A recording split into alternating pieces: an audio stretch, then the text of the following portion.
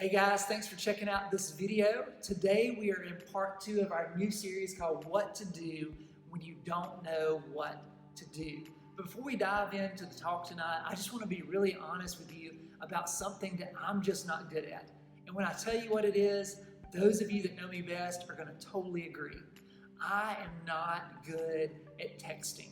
If you've ever seen me text on my phone, I am brutally slow.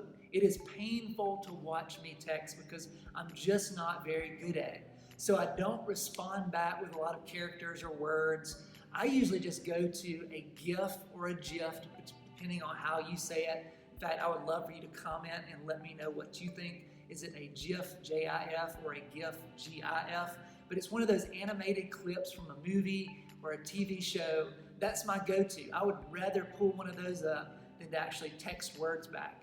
And maybe you like to do that too, but all of us use emojis. Like if we want to respond back to what someone says, often the quickest way to do that is by sending a simple emoji. And the one that I use the most is the thumbs up sign. That's my go-to emoji, is to just simply give a thumbs up. This one I use a lot when people send me something that's funny, because just be honest, it's easier to send that than to type out, hey, that's really funny, or that's hilarious. So you just send an emoji like that. The one that I get the most from Mandy, my wife, is the heart emoji. She's always texting that and saying, you're so good looking, you're so handsome, you're the best husband ever. Y'all believe that? But maybe she does sometimes, maybe once she has, but sometimes people will send that.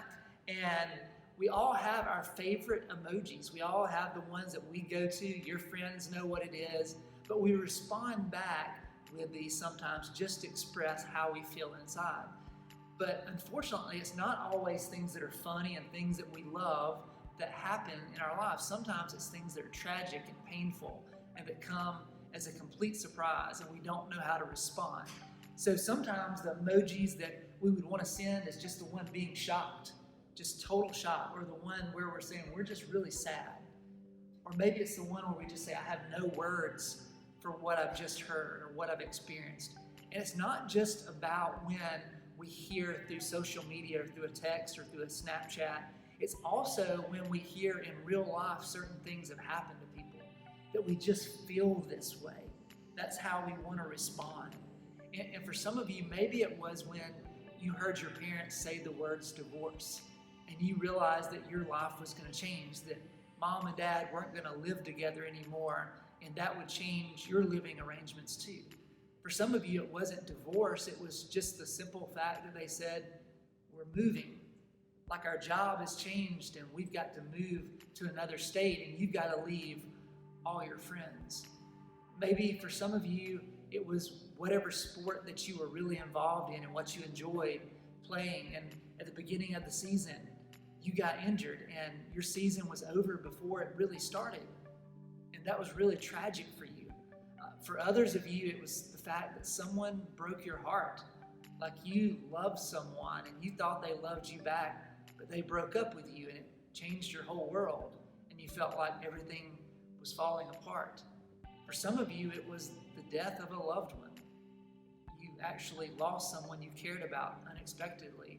Or maybe you got a diagnosis about your mom or your dad or your grandmother that just totally turned your world upside down.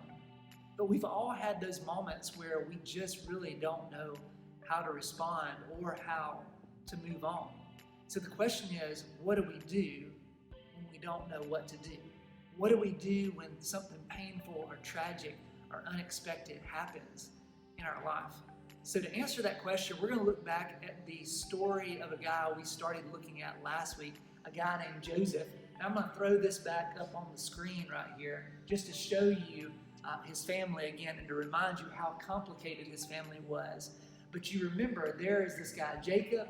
He has married these two sisters, Rachel and Leah. He also has children by these two ladies right here. So he has 12 sons in all, and it's very complicated for them. There's a lot of jealousy because Joseph is obviously his dad's favorite, and he gets a lot of things nobody else got. So he shares some things with them about dreams that he's had that God sent to him, saying that one day they would bow down to him and serve him, and they hated that.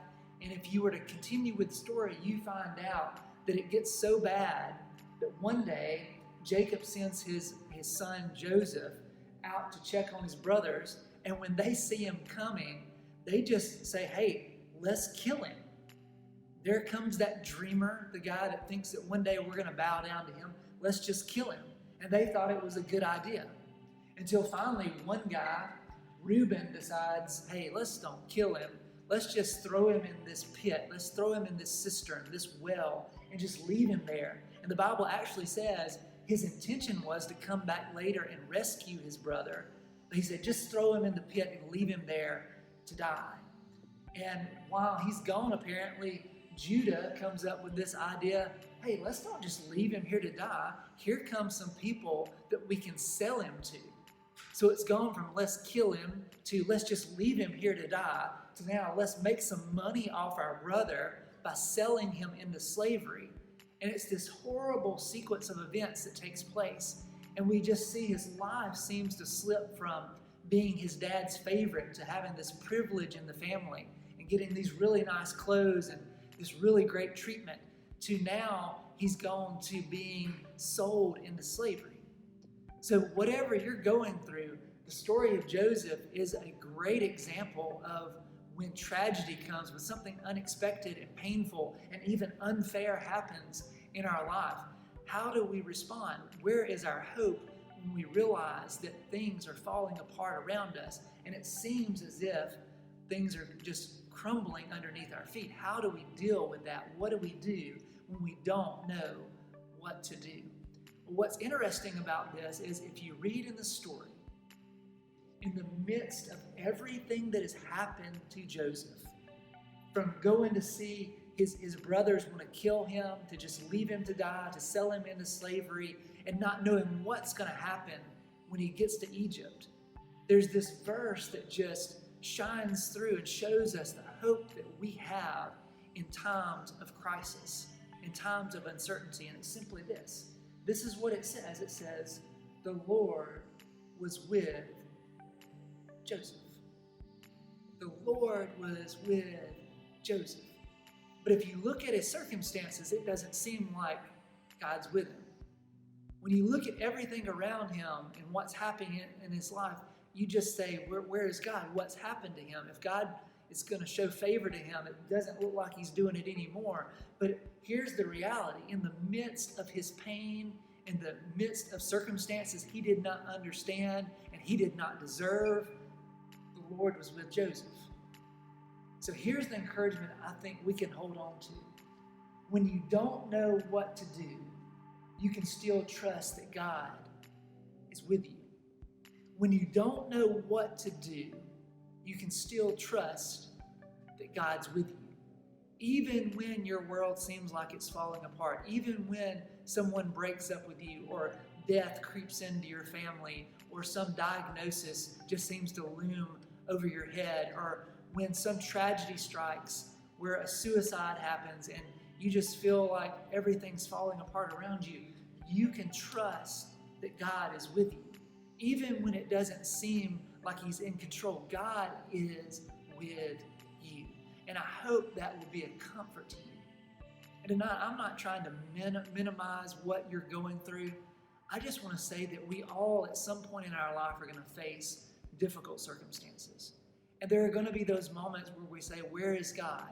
And God, what are you doing? But what we know from the life of Joseph and what we know from the life of Jesus, when he was facing circumstances he did not deserve, when he was facing accusations and he was being beaten and ultimately crucified for things he had nothing to do with, God was with him, just like he was with Joseph.